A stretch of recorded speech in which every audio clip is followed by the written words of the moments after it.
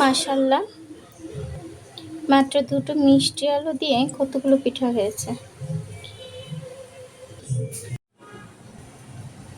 আমি নিয়েছি দুটো মিষ্টি আলু আর নিয়েছি দুটো গোল আলু। আমি দুটোকে মেশ করে নিচ্ছি।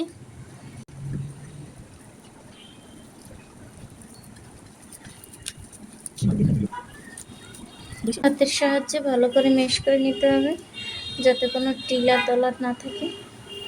এই যে নিচ্ছি 2 কাপের মতো চালের গুঁড়া, 1 কাপ পরিমাণ ময়দা দিয়ে দিয়েছি। ফুটন্ত পানিতে 1 চামচ নুন দিয়ে দিচ্ছি, সামান্য একটু তেল দিয়ে দিচ্ছি, গুঁড়িগুলো দিয়ে দিচ্ছি। 1 মিনিট ঢেকে একটু সেদ্ধ করে নেব। সেদ্ধ হয়ে গেছে, এই পর্যায়ে দিয়ে দেবো 1/2 কাপ পরিমাণ সুজি। খেয়াল রাখবেন সুজিটা আগে দেওয়া যাবে না, সুজিটা পরে দিতে হবে। এখন ভালো করে মিশিয়ে নেব।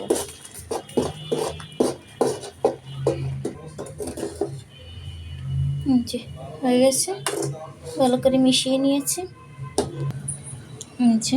আমি আলাদা একটা পাত্রে ঢেলে নিয়েছি এগুলো। আলুর চাকা দিয়ে আমি একটা ডো তৈরি করব, সফট একটা ডো তৈরি করে নেব সবগুলো একসাথে করে। এভাবে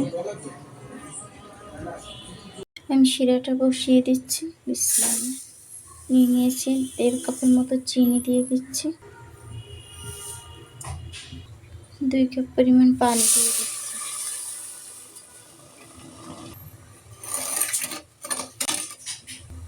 ভালো একটা গ্রানের জন্য আমি দিয়ে দিচ্ছি এই যে একটা এলাচ ফাটিয়ে দিয়ে দিচ্ছি। এদিকে শিরাটা হোক, আমি পিঠাগুলো তৈরি করে নিচ্ছি। যে ডোটা তৈরি করা শেষ, এই যে দেখুন কতটা সফট হয়েছে, একদম এরকম হবে, একেবারে দৌড়লে মিলিয়ে যাচ্ছে।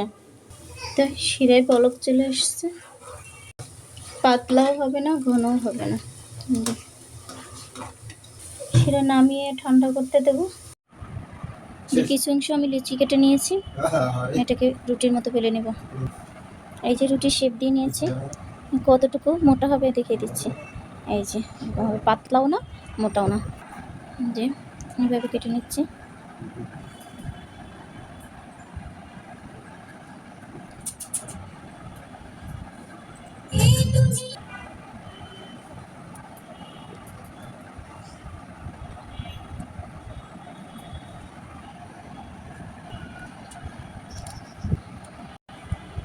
এই যে সবগুলো পিঠা হয়ে গেছে।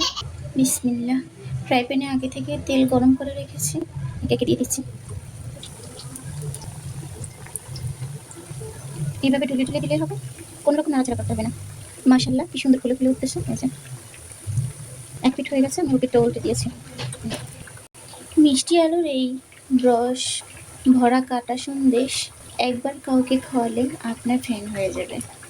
যারা মিষ্টি আলু খেতে পছন্দ করে না তাদেরকে বানিয়ে দেবেন, দেখবেন বারবার খেতে চাইবে। যে হয়ে গেছে, এটা সুন্দর দেখাচ্ছে। আমি এখন শিরাতে দিয়ে দিচ্ছি। বাকি পিঠাগুলো আমি ভেজে নিচ্ছি। দেখুন দেখলেই খেতে ইচ্ছে করছে না, একদম লোভনীয় হয়েছে। আর শিরা থেকে উঠিয়ে নিচ্ছি। এই যে এগুলোও হয়ে গেছে, দেখুন কি সুন্দর হয়েছে ফুলে ফুলে। বাকি পিঠেগুলো আমার হয়ে গেছে,